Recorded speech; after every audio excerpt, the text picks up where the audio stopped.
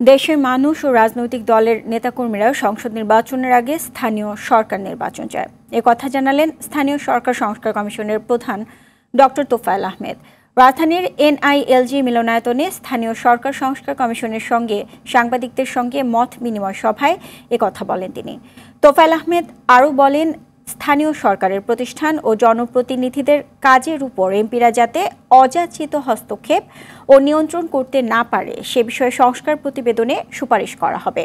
Commission জানায়, 2021 থেকে 2024 সাল পর্যন্ত স্থানীয় সরকার নির্বাচনে 23,000 কোটি টাকা খরচ করেছে আওয়ামী লীগ সরকার।